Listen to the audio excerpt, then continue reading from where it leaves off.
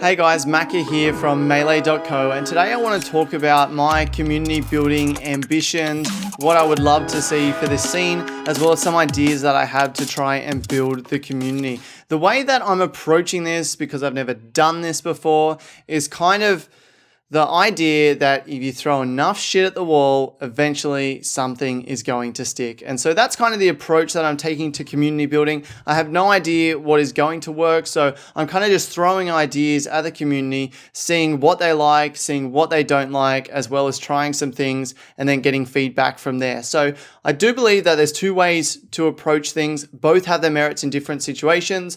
One thing is to just go ahead and start something and see what happens, or go ahead and do something and see what happens. Like, for example, I started a monthly tournament called Down Smash on the Gold Coast.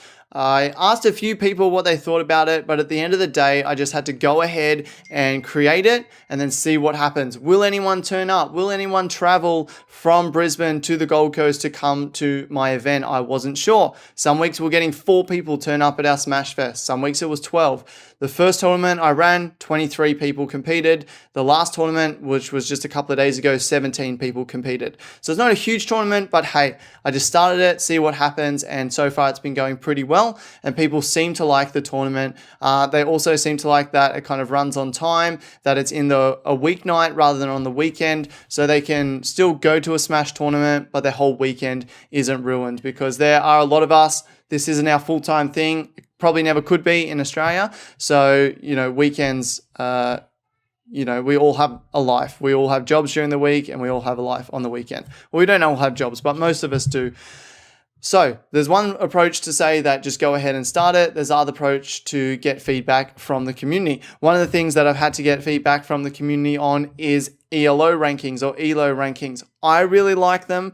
I think they're good. I don't think they're good to say who is the best in the region or who's the best in Australia or whatever, but I think they're fun to, mix up the tournament and to, give some spice to the tournament. So if I go to Australia's website, which is qldsmash.com. QLD stands for Queensland, which is one of our states. I don't know why this is Australia's website, but anyway, they have an ELO ranking, right?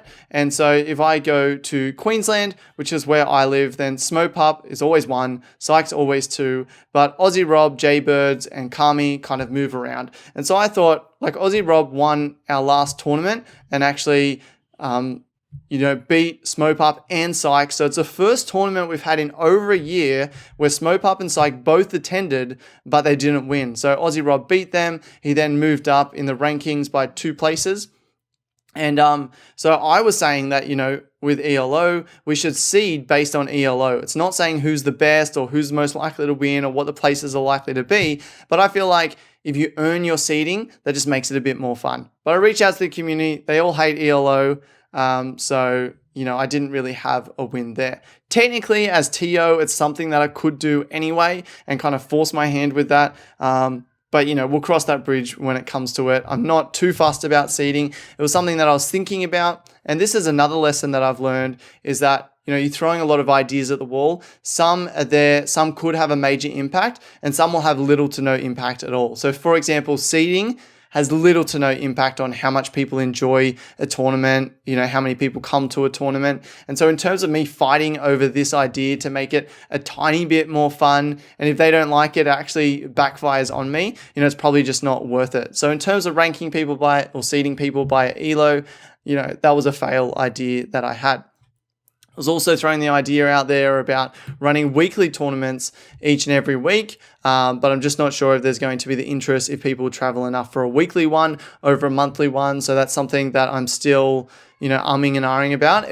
It's something that I would need to commit to and launch and see what happens. So I could always do that, and then if it doesn't work out, move back to a monthly tournament. But first I just need to see if people in the community have enough money to do it, because $5 entry fee is too much for some people. I don't know how people can't afford $5 to play in a tournament. But anyway, that's just me. I'm in a different situation to a lot of people. Run my own business. I'm married with kids, so I've got to have that responsibility and stuff like that. I drop $5 on coffee each day, so $5 to enter a tournament is not a big deal for me, but it is for some people. Anyway, I'm rambling. Okay, so what other ideas did I have? Okay, I got the idea from someone in the community about doing crew battles at tournaments, which I thought is absolutely awesome because my tournament on Tuesday ran quite quickly.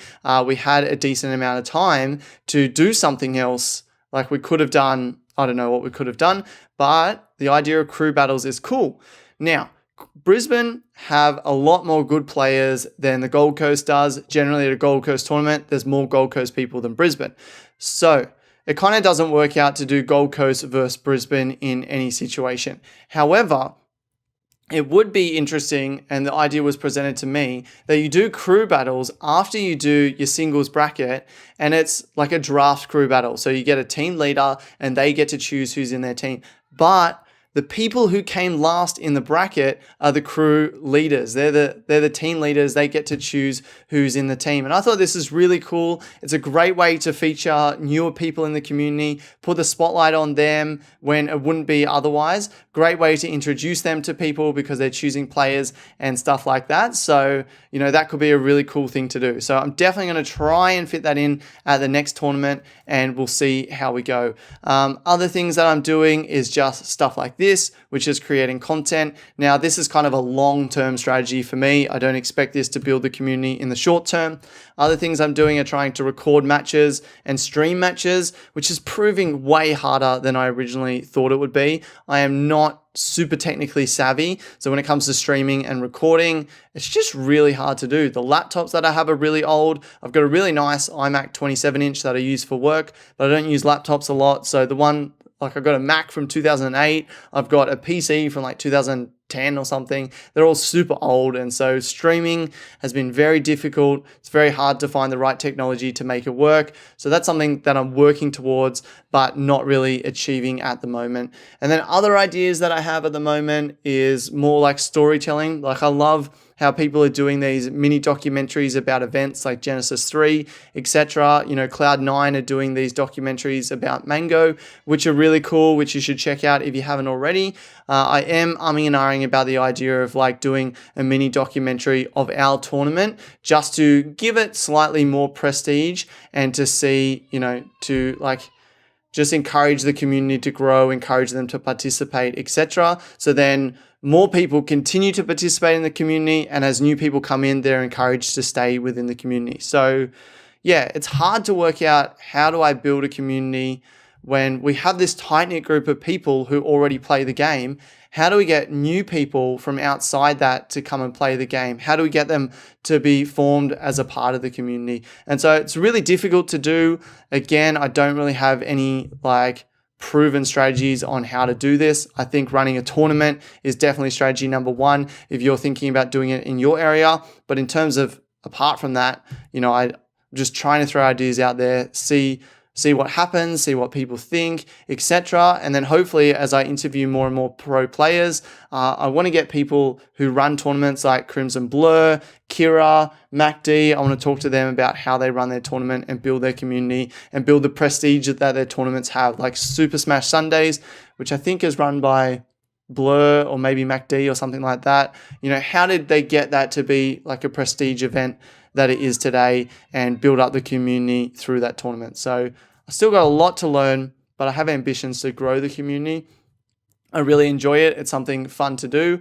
I want to get better as a player, but in terms of having the time to practice, running a business with a wife and 3 kids, it is difficult. So I think my journey to being a great player will take longer.